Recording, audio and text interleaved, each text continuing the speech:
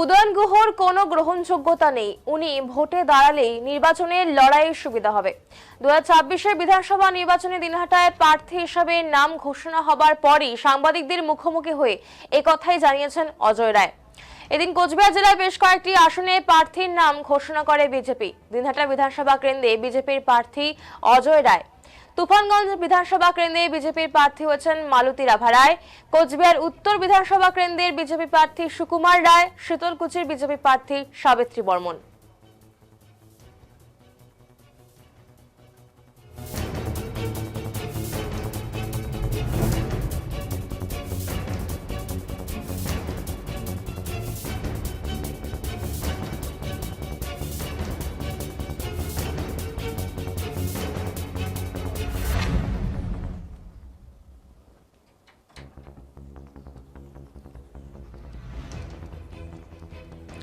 উদয়ন গুহর কোনো গ্রহণযোগ্যতা নেই, উনি ভোটে দাঁড়ালে নির্বাচনের লড়াইয়ের সুবিধা হবে। 26-এর বিধানসভা নির্বাচনে দিনহাটায় প্রার্থী হিসেবে নাম ঘোষণা হবার পরই সাংবাদিকদের মুখোমুখি হয়ে একথাই জানিয়েছেন অজয় রায়। কোচবিহার জেলায় বেশ কয়েকটি আসনের প্রার্থীর নাম ঘোষণা করেছে বিজেপি। দিনহাটা বিধানসভা কেন্দ্রে বিজেপির প্রার্থী অজয় রায়, তুফানগঞ্জ বিধানসভা কেন্দ্রে বিজেপির প্রার্থী মালতী রাভা রায়, কোচবিহার উত্তর বিধানসভা কেন্দ্রের বিজেপি প্রার্থী সুকুমার রায় এবং শীতলকুচির বিজেপি প্রার্থী হচ্ছেন সাবিত্রী বর্মন।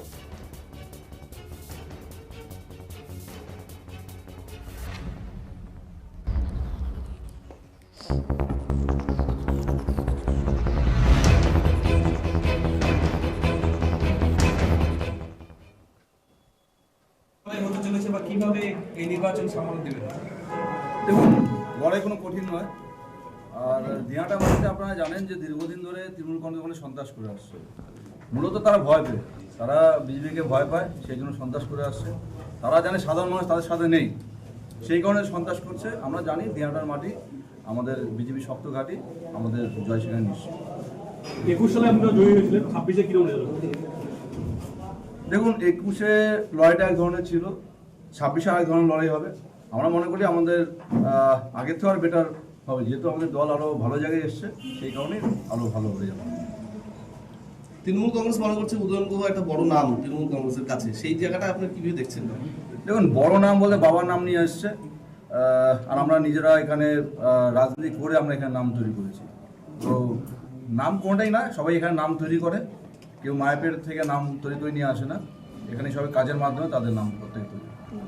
একাধিকবার আপনাকে গ্রেপ্তার হতে হয়েছে, দল কি হিসেবে প্রার্থী হিসেবে পুরস্কার দিল?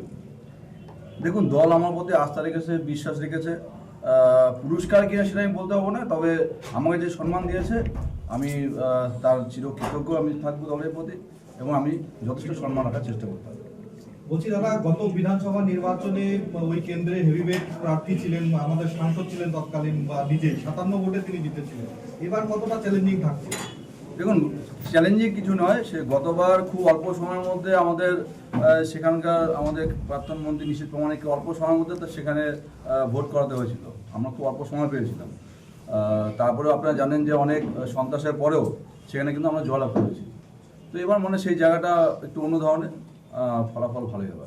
উপনির্বাচনে 1.5 লক্ষাধিক ভোটে তৃণমূল প্রার্থী সেখানে জয়ী হয়েছিল, সেটা এবার কিভাবে দেখছেন? ওটা আপনারা জানেন, ওখানে ভোট হয়নি। ওটা 1.5 লাখ কোনো ভোট হয়েছে, আপনারা সকলেই ভালোভাবে জানেন। মানুষ যদি ভোট দিত সেই উপনির্বাচনেও সেখানে অসম্মান জয়ী হতো। দীর্ঘদিন ধরে দিনহাটা বিধানসভা বিজেপির প্রকাশ্য কোনো কর্মসূচি নেই। না, এটা ভুল কথা। আমাদের কর্মসূচি আমাদের দলের রাজ্য থেকে এবং জেলা থেকে যেভাবে আমাদের কর্মসূচি দেওয়া হয়েছিল, আমরা সেভাবে কর্মসূচি করছি। হয়তো হ্যাঁ, তৃণমূল যেটা করে, হয়তো ওই একটা সভা ডাকলো, কিছু লোকজনকে ভয় দেখিয়ে পয়সা দিয়ে ডেকে নিয়ে গিয়ে একটা সভা করলো, তারা সেটা কর্মসূচি মনে করে। আমাদের কর্মসূচি প্রত্যেক দিনই হয়, আমরা বাড়ি বাড়ি মানুষের দুয়ারে দুয়ারে গিয়ে কর্মসূচি করি। আমরা সাংগঠনিক দুর্বলতা কি কোনো বাধা আসবে বলে মনে হয়? কোনো দুর্বল নয়। যদি পুলিশ না থাকে, এখানে তৃণমূল 10 দিন পর দেখবেন ঘর থেকে বেরোতে পারবে। সবচেয়ে বেশি দিনহাটায় সন্ত্রাসের অভিযোগ ওঠে, মারপিট গন্ডগোলের, সেই জায়গাটা বিজেপি কিভাবে মোকাবিলা করবে এবার বিধানসভা নির্বাচন? দেখুন, আমরা সবভাবে প্রস্তুত আছি। টিট ফর ট্যাট, এক কথা বলতে যেরকম পরিস্থিতি আসবে আমরা সেভাবে আমরা প্রস্তুতি আছি। একাধিক বিজেপি নেতাকর্মী বিজেপি দিনহাটা জেলবন্দি রয়েছে, অনেকজন মুক্তি পেয়েছে, এবার কি দেখবেন? দেখুন, মিথ্যে মামলা তাদেরকে প্রত্যেকে অ্যারেস্ট করা হয়েছে, অনেকে জামিন পেয়েছে। বাকিদের আমাদের দলের সম্পূর্ণ সার্বিকভাবে চেষ্টা করছে, আমাদের রাজ্য থেকে জেলা প্রত্যেকে চেষ্টা করছে, আমাদের নিশ্চিত প্রামাণিক তিনিও চেষ্টা করছেন। তো সার্বিকভাবে দল তাদের পাশে আছে এবং তারা যেখানেই থাকুক না কেন, তারা যদি জেলের ভেতরেও থাকে, জেলের ভেতর থেকে তারা দলের কাজটা করে যাবে মনে হয়। তৃণমূল এখনো প্রার্থী তালিকা ঘোষণা করেনি, সম্ভাব্য হয়তো প্রার্থী উদয়ন গুহই হবে, তাহলে ফাইট কতটা হবে? উনি হলেই সুবিধা হবে আমরা মনে করি। কেন, কোন দিক থেকে কি মনে হচ্ছে যেন সুবিধা হবে? আমরা জানি ওনার কোনো গ্রহণযোগ্যতা নেই এলাকার মধ্যে। উনি নিজেকে ভাবেন, যাই বলেন, নিজেকে জোর করে মানুষের কাছে তিনি প্রডিউস করার চেষ্টা করেন, কিন্তু মানুষের কাছে ওনার কোনো গ্রহণযোগ্যতা নেই।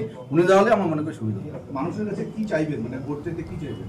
দেখুন, এখানে যে সন্ত্রাসের যে বাতাবরণ তৈরি হয়ে আছে দিনহাটার মধ্যে, কুচবিহার জেলার সাথে দিনহাটা সব থেকে বেশি। আমরা ওনারা যেমন সন্ত্রাসকে হাতিয়ার করবে, আমরা শান্তিকে হাতিয়ার করে আমরা এগোবো। দল প্রার্থী করলো, সর্বোপরি কি বলবেন দলের উদ্দেশ্যে?